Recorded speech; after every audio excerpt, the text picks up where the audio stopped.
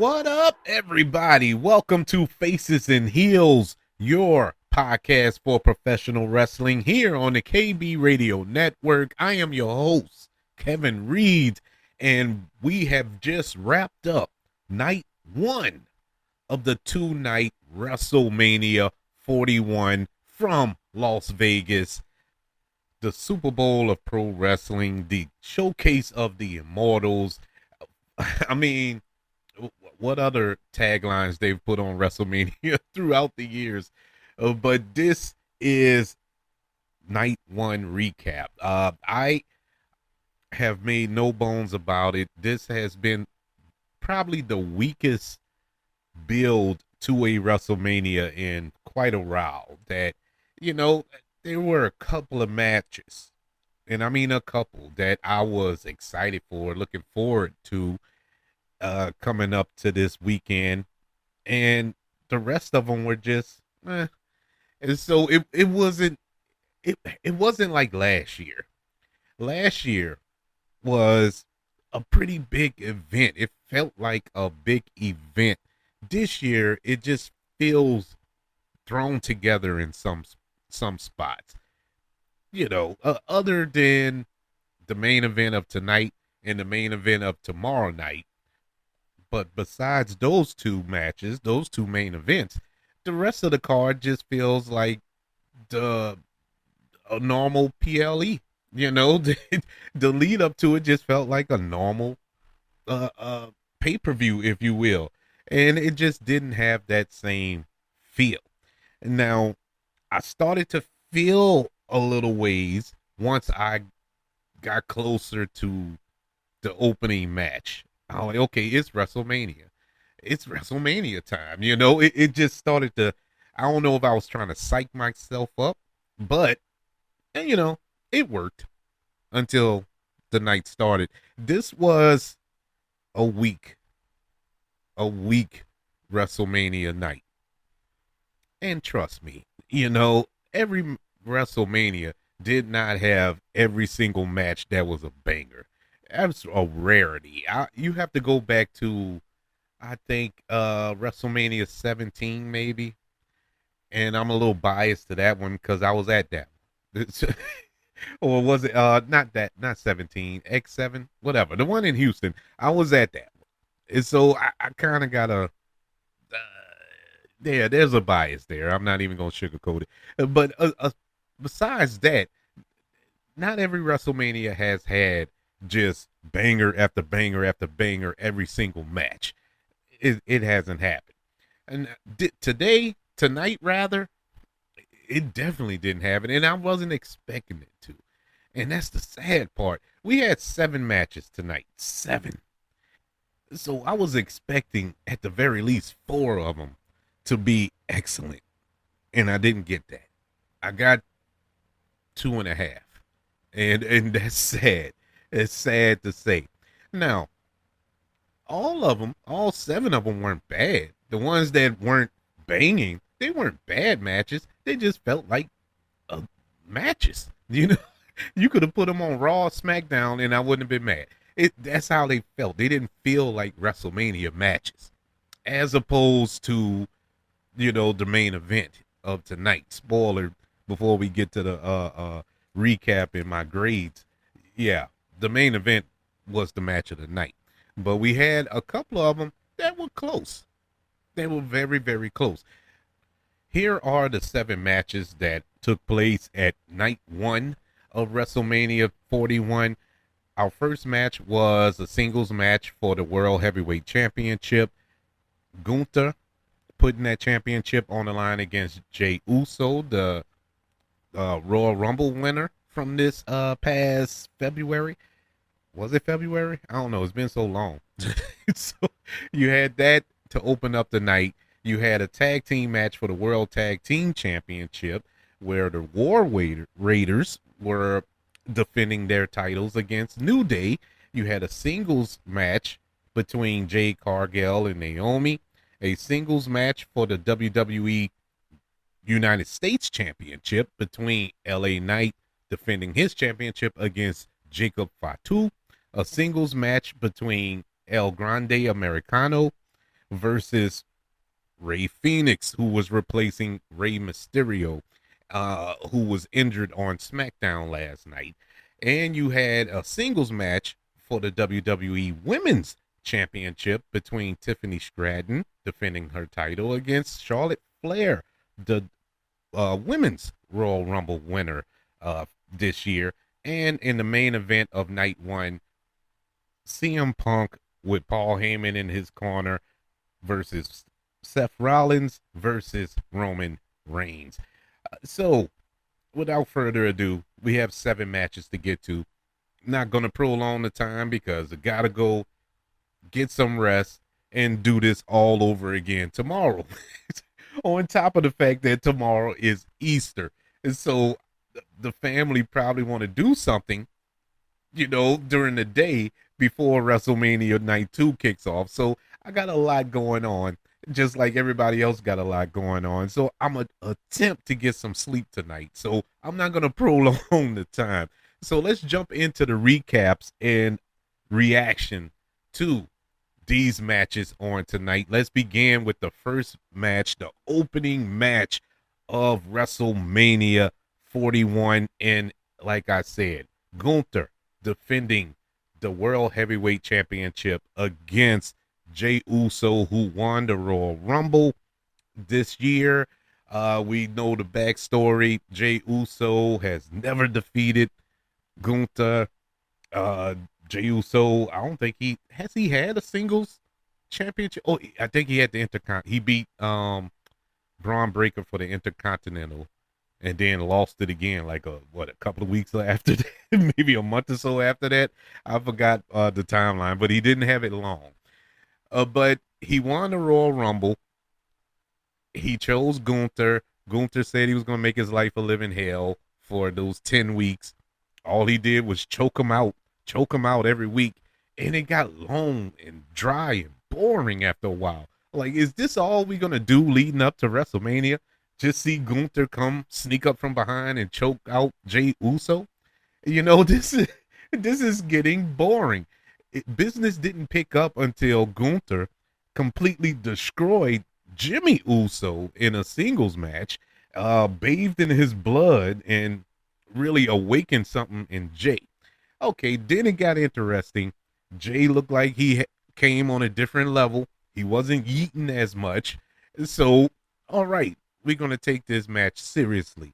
We open up. The match was very physical as expected. We know Jey coming off of that match from last year against his brother Jimmy, which was arguably the worst match in WrestleMania history, even though there's a match that took place tonight that might rival that. But that's besides the point. We'll get to that when we get to that. That match was so bad. And for him to get to this point where he won the Royal Rumble, he's challenging Gunther for the World Heavyweight Championship. It's a testament to his hard work and his commitment to his character, I never was a Jey Uso guy. He's entertaining. I like his work, I really loved him in the Bloodline. Ever since he became main event Jey Uso, not so much, I mean, I don't hate him and I don't love him. I'm just like, okay, it's Jey Uso. We're going to eat a little while, super kick, big splash, and go home. So it was nothing else to him. But he really had a good match today. It was a very good match. And I guess you can probably give a little credit to Gunther on that, because Gunther don't have bad matches. This is something he don't do. He has never done it. He's never had a bad match. And it didn't start tonight. He actually had a good match. Both men were physical. We had some good spots in here, near falls in here. Jey looked strong. Gunther looked stronger. So it was a lot going on in this match that actually made Jey look credible, made him look like if he was to win this, he would earn it. And lo and behold, he put the sleeper on Gunther. Something that Gunther has been slapping on him for weeks. and he used it on Gunther, and wouldn't you know, Gunther tapped out to it. My God, and that just made this match so much better for the simple fact, just the seeds that were planted that we just, and I say we, I'm just going to use me as an example. Maybe everybody else read it leading up to this match um, for all of these weeks, but I was like, man, this is so stupid. Gunther coming out and just choking out Jey Uso.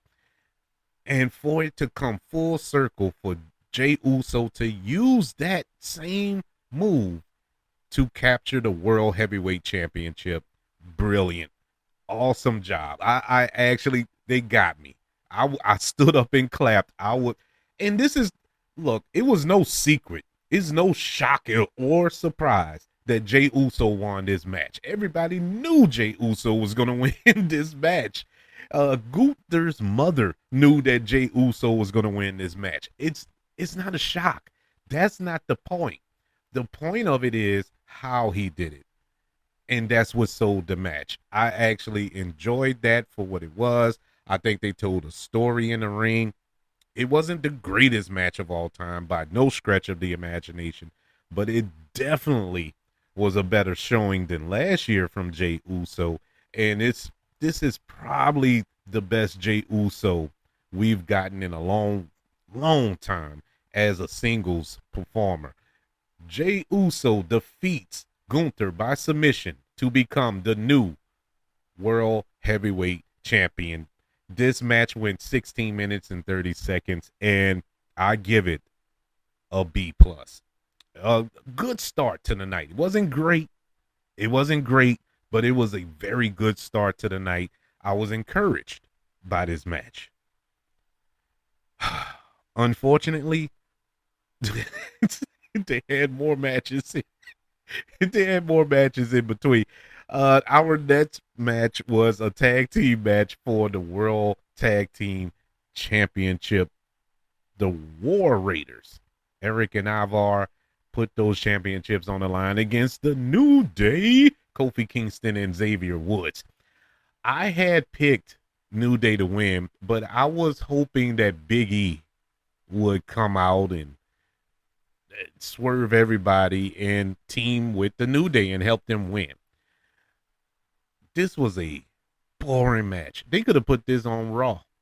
To be honest with you, the match they had on Raw last week, or was it this past Monday? I don't even remember, but they had a match.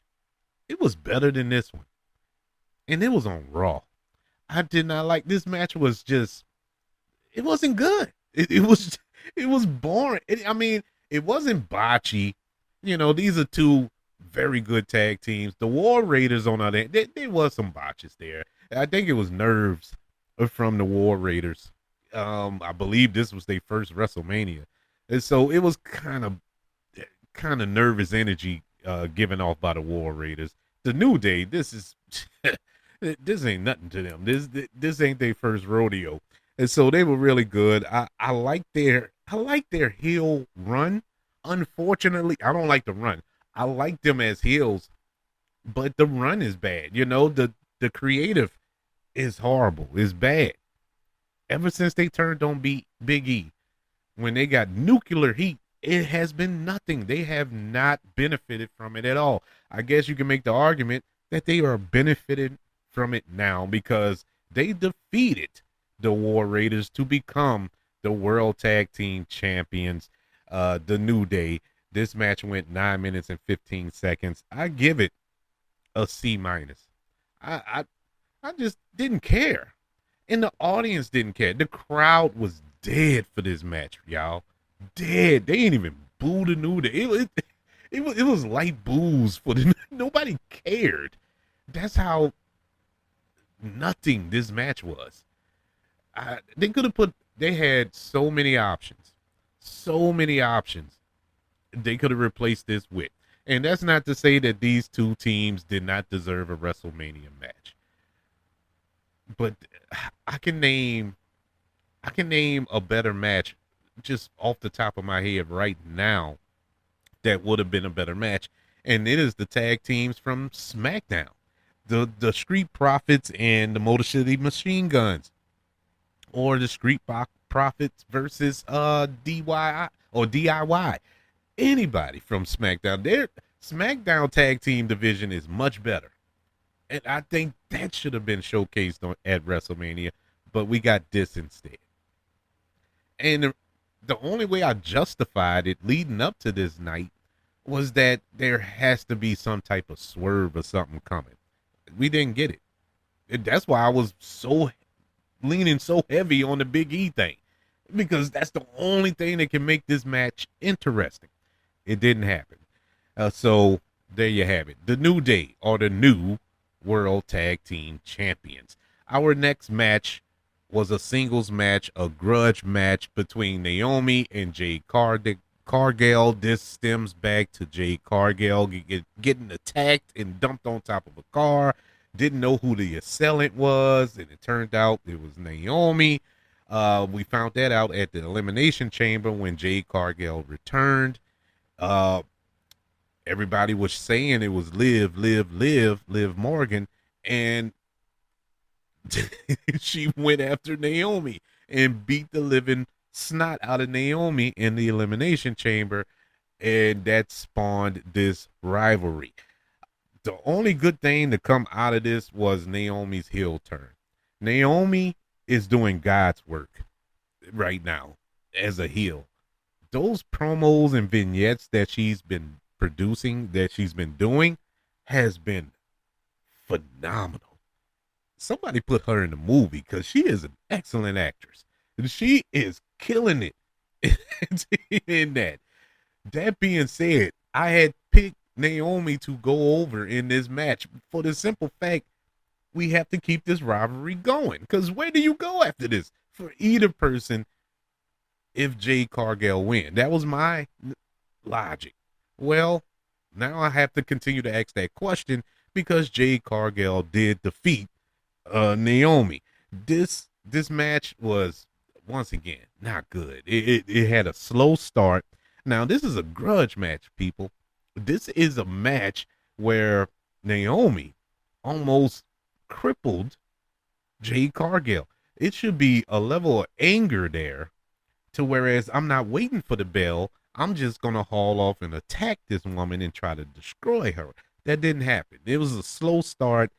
Of course, Naomi being the most experienced of the two, the veteran of the two, she would have to carry this match. So I was fully expecting that. And for the most part, Naomi did. She tried. Let's not fool ourselves, people. Jade Cargill in-ring work is not it. It is not it. She is very good with the power moves. Her power set is phenomenal because she's a strong woman. I mean, some of those spots were amazing that she pulled off in the ring. That's it. That's it. She has nothing else in her arsenal. She has no moves to set up the power moves. You know what I'm saying? Like a signature move to set up the big power move to her finish. It's none of that. It's power move, and cover. Man, I mean, come on, man. There's no other moves in her moveset. Nothing else. The match was all right. Like I said, Naomi was carrying it until the end, and it got botchy at the end, at least to the finish, and especially that finish. The finish was botched because, like I said, Jade Cargill still it hasn't clicked with her yet. She went for this power bomb. She power bombed Naomi, went for the cover, and then just got out of the cover because she forgot the spot to do her finishing move. So she had to pick up Naomi. The referee didn't count. The referee was like, "No, this is not the finish." So she had to pick her up and do her finishing move, and then make the 1, 2, 3. It was like, oh man.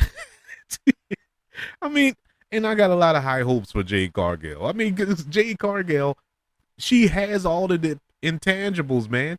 She is it. But I don't know. I don't know who's working with her, but they need to do more work with her. Because she can be something special in this division, but right now it is what it is. But the bigger question is, where do we go from here? Like I said, with Jade Cargill winning, there's no need to continue this feud. There's no need for Naomi to be heel. So where do they go? There's nothing. There's no direction here, and that's the most frustrating part about this whole thing. But as far as the match is concerned, which went 9 minutes and 20 seconds, I give it a C minus. Yeah, like I said, the power spots were cool. That's what saved it. The spots were cool. There was just no setup to the spots. None whatsoever. But anyways, moving on. Our next match of the evening, it was a singles match for the WWE World United States Championship. I'm about to say World States Championship. For the WWE United States Championship, LA Knight, puts that championship on the line against Jacob Fatu, the Samoan Werewolf. I was looking forward to this match, and I was not disappointed. Up to this point of the night was the match of the night. This was a phenomenal match. It was all gas, no brakes, as Jacob Fatu would say, from start to finish. From start to finish, this was amazing.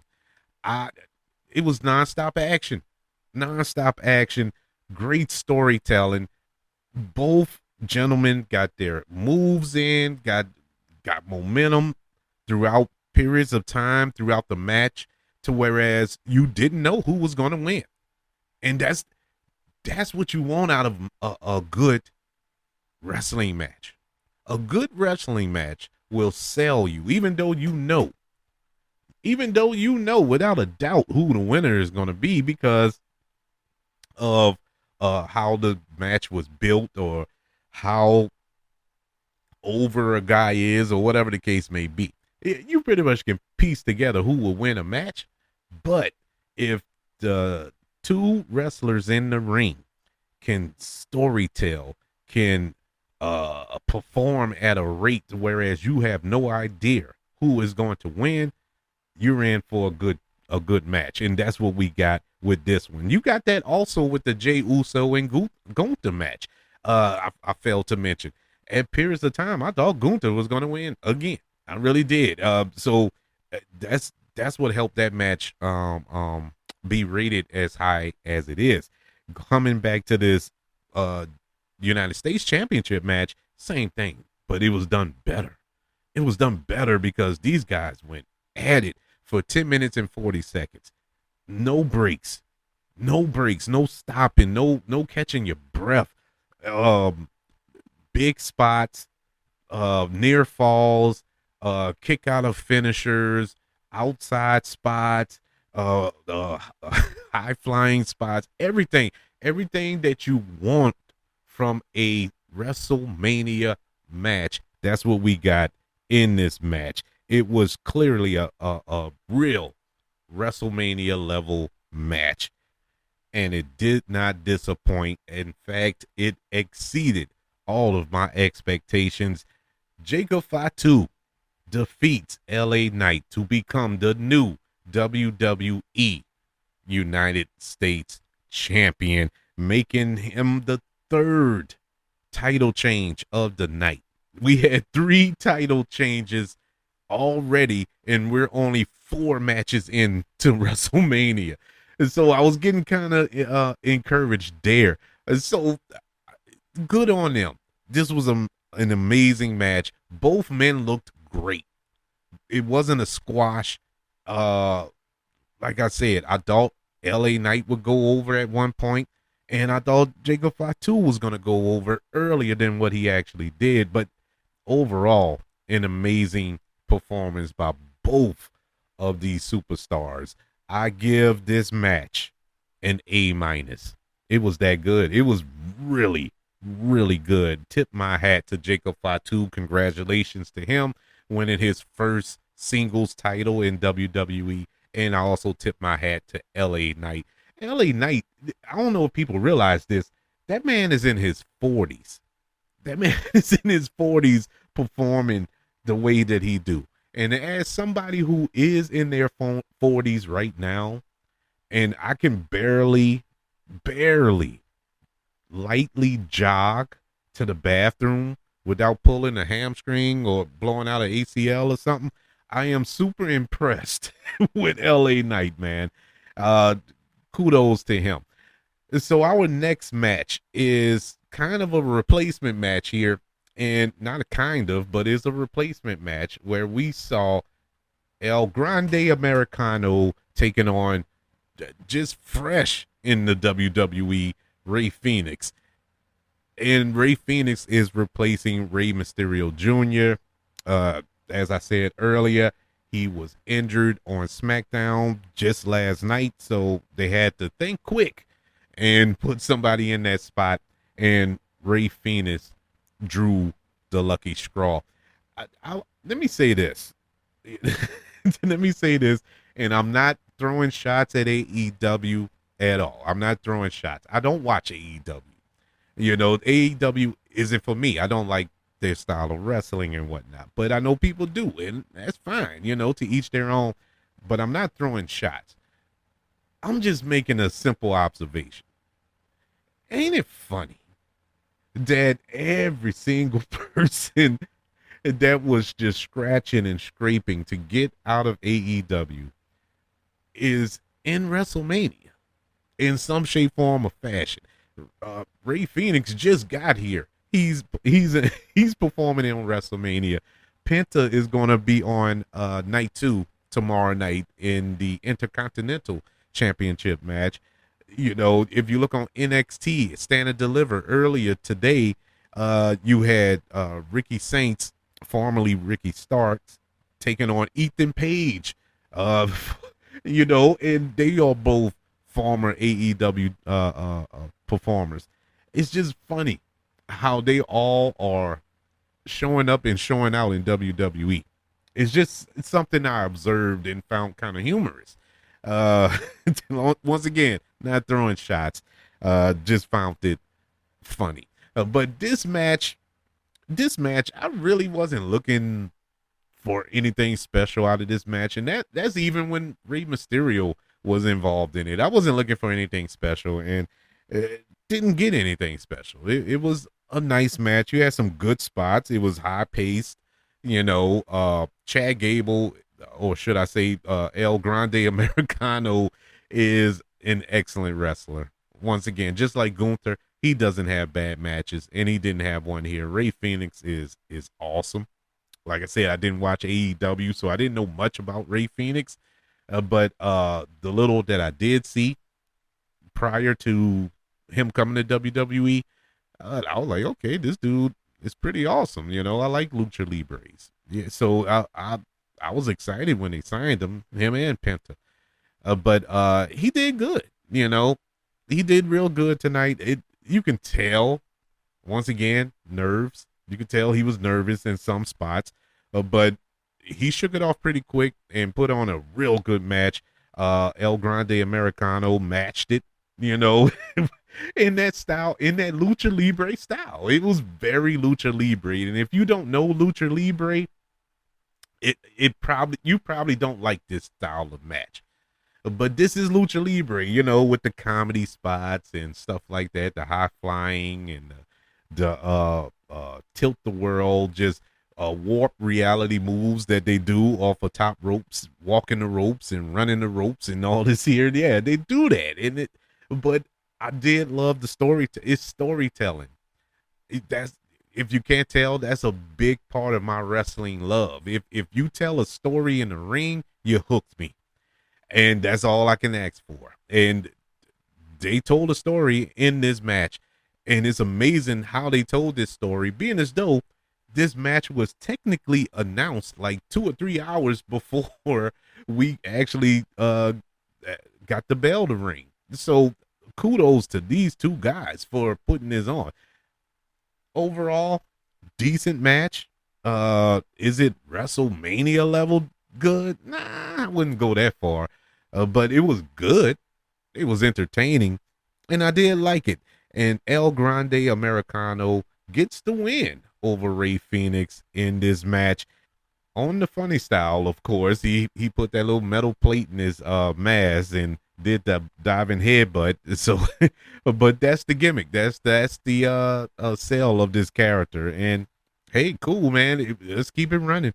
You know, hopefully we'll get to a point where we get all of these lucha libres, or should I say real lucha libres, teaming up to defeat El Grande Americano, putting an end to that foolishness. Maybe it'll be at Worlds Collide that was announced before WrestleMania started. In case you don't know, WWE inquired AAA from Mexico, the Lucha Libre promotion down there. So uh, that should be cool that they're going to integrate that in the WWE in some shape, form, or fashion, starting in June or July, I believe, with that Worlds Collide PLE. So maybe it'll all come to a head with this El Grande Americano character at that PLE, but we shall see. But this was a good match. I give it a B minus. This match went 7 minutes and 55 seconds. It was the shortest match of the night, and that's a shocker. To say that these two, but I can kind of understand because, like I said, they just announced this match. They didn't have time to prepare anything, but they put together a pretty decent match. So that leads us to our singles match for the WWE Women's Championship between Tiffany Stratton putting that championship on the line against the Royal Rumble winner of this year, Charlotte Flair.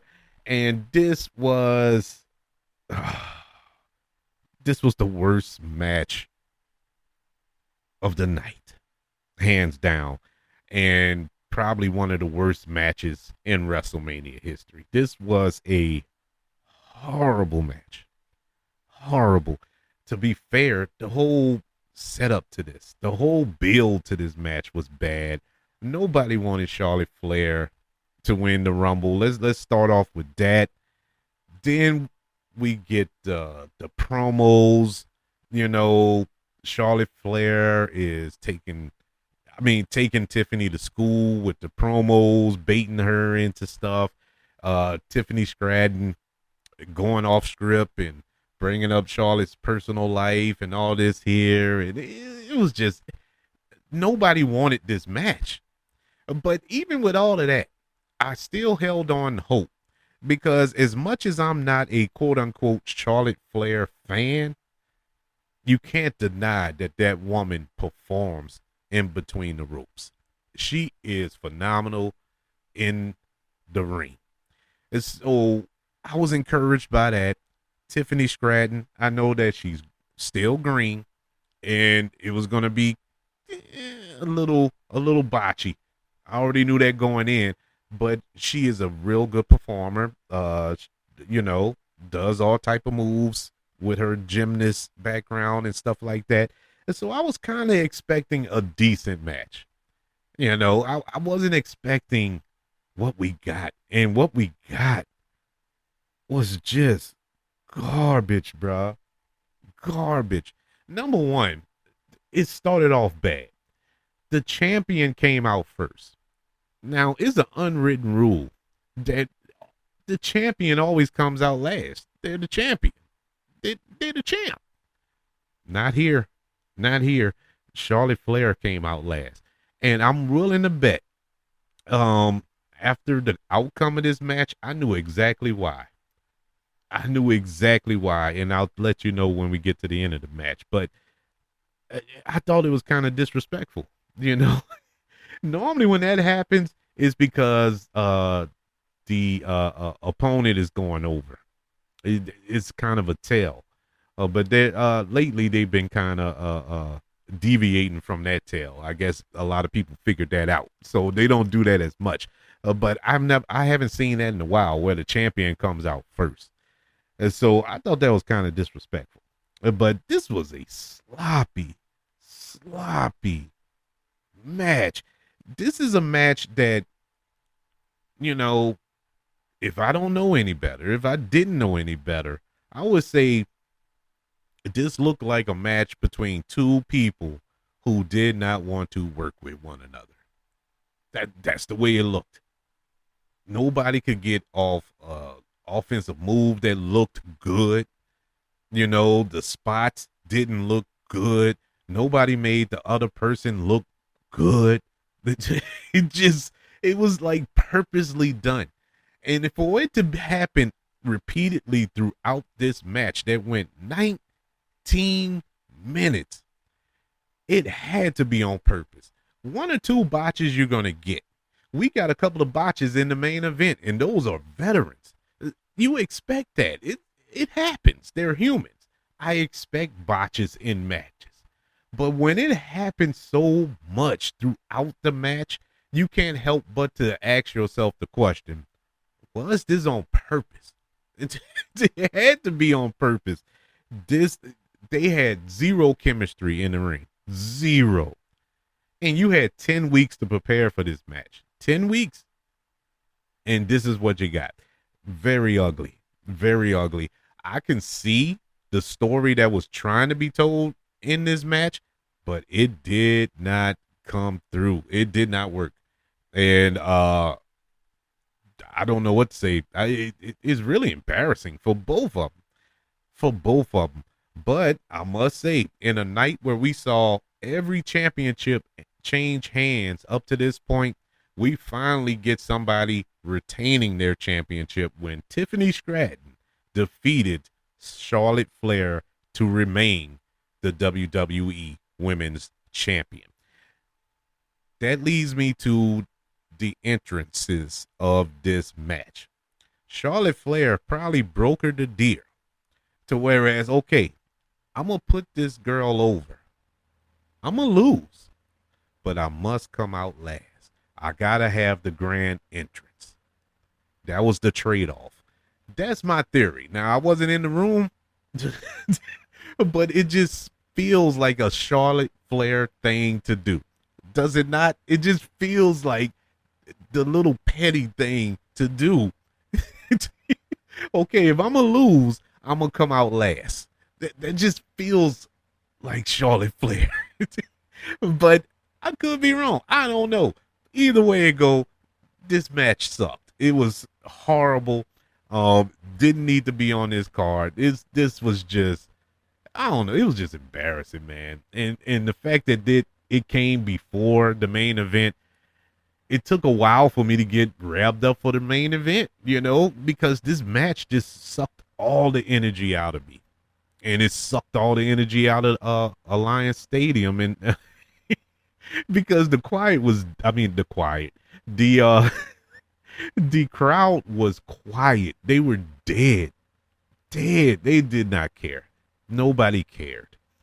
But whatever. Tiffany Stratton defeats Charlotte Flair to retain her championship. This gets a D. So that leads us to the main event of night one of WrestleMania 41. Roman Reigns versus Seth Rollins versus CM Punk with Paul Heyman in his corner.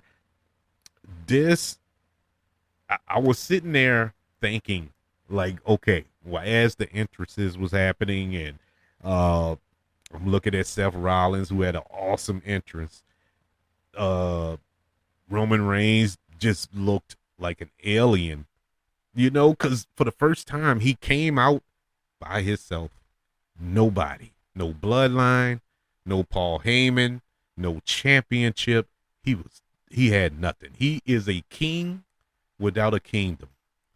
And it just looks so sad. So sad. And so I was so bummed out by that. And then you get this grand presentation of CM Punk.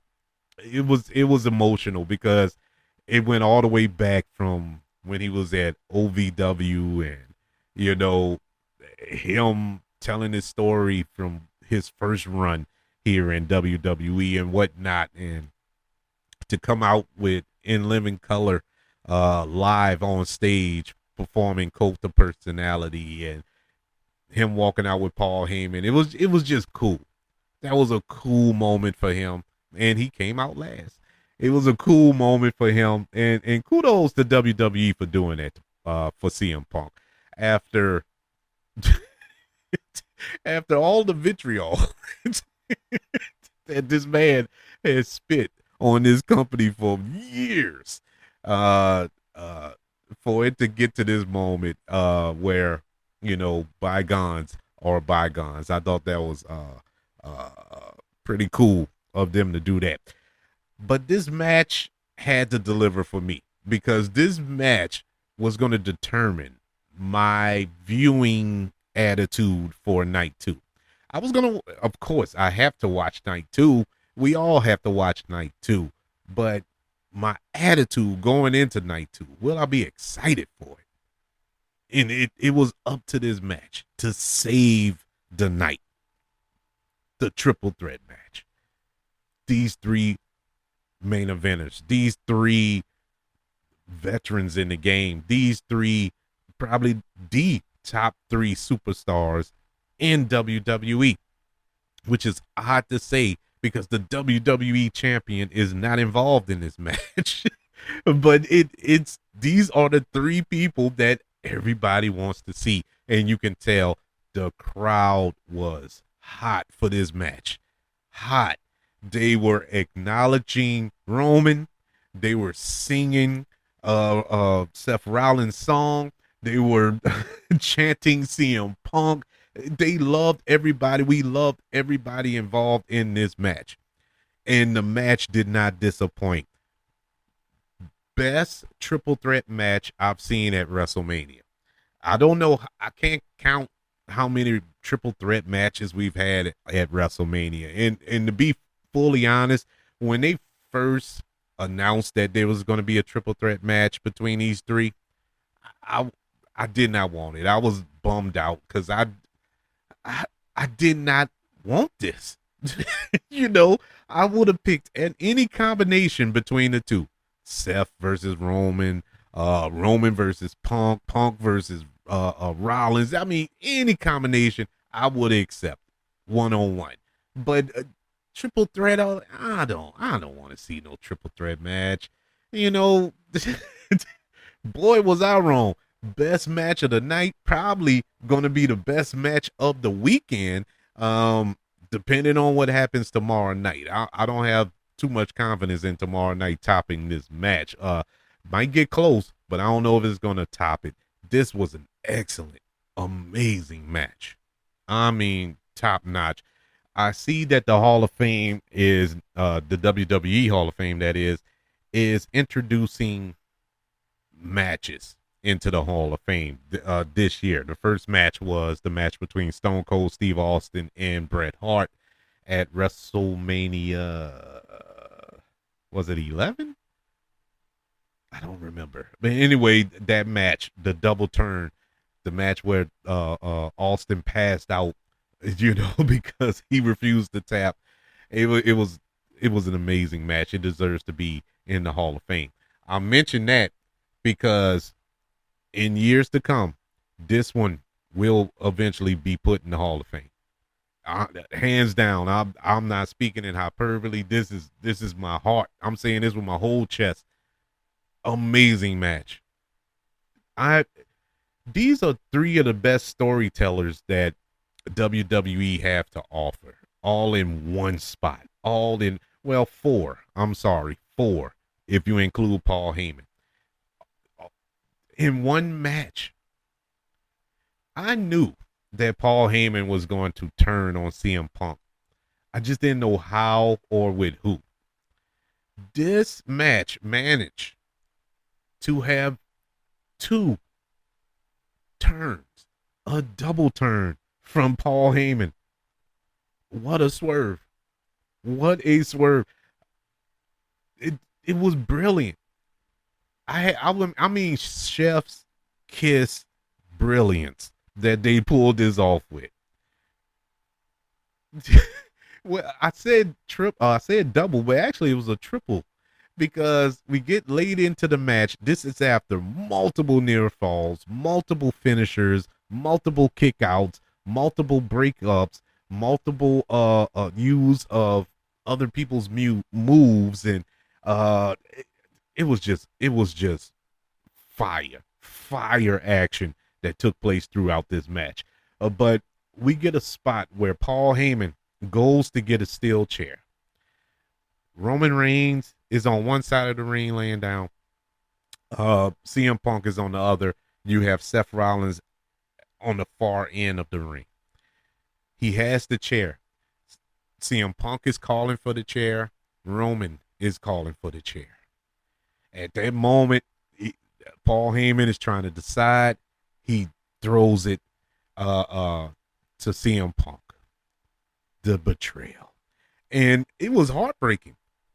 Because at that point, I thought he really is going to slide the chair to Roman. To be honest with you, I thought he was going to slide it all the way across the ring to Seth Rollins. I thought that was going to be the big turn. Well, I was a little ahead of myself. He slid it to Seth. He slid it to CM Punk. He gets in the ring with Punk. At that point, I knew. I was like, oh, here we go. He gets in the ring, tells him to hit Roman Reigns. Go ahead, smash him. He gets behind CM Punk as CM Punk raises the chair to hit Roman. He low blows CM Punk. Takes him out of the equation. Picks up the chair. Gets down on his knees and presents Roman with the chair. Roman is laughing. Roman is just all glee, like, I knew it. This is my wise man, you know. So he gets the chair, and he's going to hit Punk, but Paul Heyman's like, no, look at him. This is it. You remember what he did. This is your chance. Get him. And so Roman looks at Seth Rollins. He's about to smash him in the back like Rollins smashed him in the back when they were in the Shield. And just as he's going to do that, he low blows Roman Reigns. And Seth Rollins at this moment, and this is, oh my God, I got tears in my eyes thinking about it. Seth Rollins in probably the best performance. Give this man an Emmy, an Oscar, a Golden Globe, whatever. This moment when Seth Rollins, he just knew. He didn't even turn around, and he just reached for the chair. He just knew that Paul Heyman was gonna do the job for him, and he did. And gave him the chair. He wails on Roman.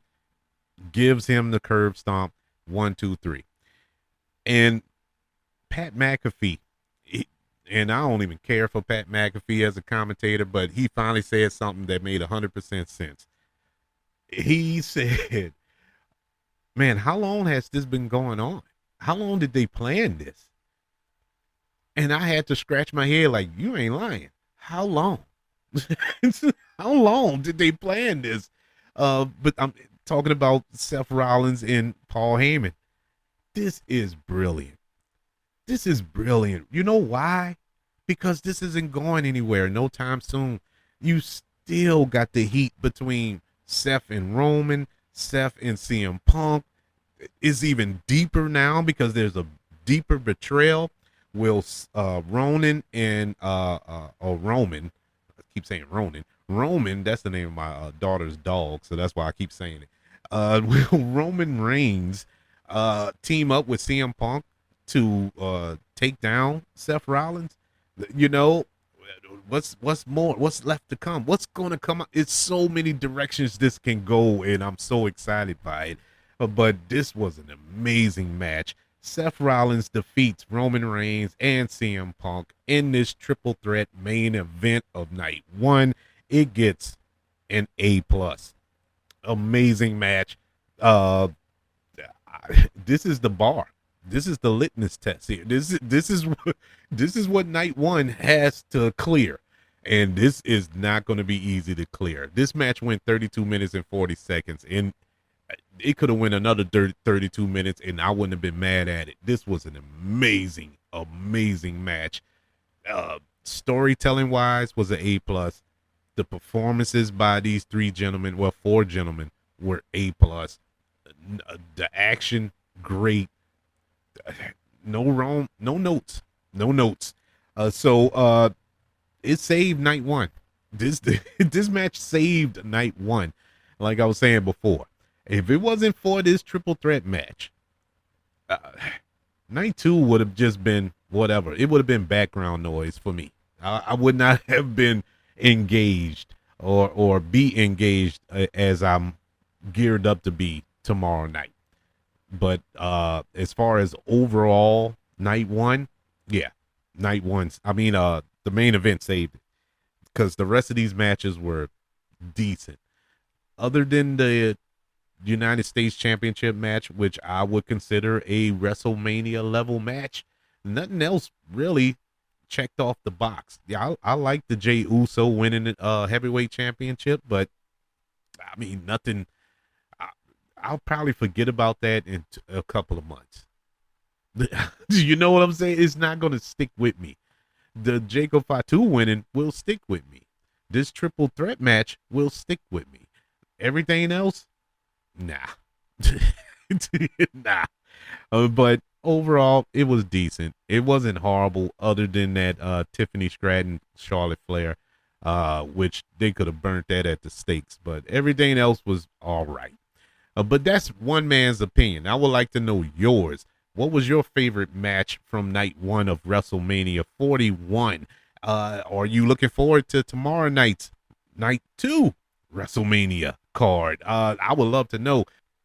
Email the show, kbradiopodcast@gmail.com. You can also search for the show on all social media platforms. Just search for the KB Radio Network. Also, subscribe to the KB Radio Network channel on YouTube and like this video if you don't mind. Don't forget about the 5 stars, the reviews, and sharing this show if you're listening on Apple Podcasts, Spotify, iHeartRadio, wherever you are currently listening to Faces and Heels here on the KB Radio Network. Everybody, thank you for joining me for this recap of night one of WrestleMania 41 from Las Vegas. Don't forget, tomorrow night, night two, same bat time, same bat channel. I'll be back to do a recap of that WrestleMania card. Hopefully, it'll be better than this. Hopefully, it'll be better. Hopefully, we'll get a better winning percentage than we did from night one. But until then, y'all be safe. Have a happy Easter. I hope you enjoy your day tomorrow. Going on your Easter egg hunts and whatnot, so you can sit down tomorrow night and enjoy WrestleMania. Until then, y'all be cool.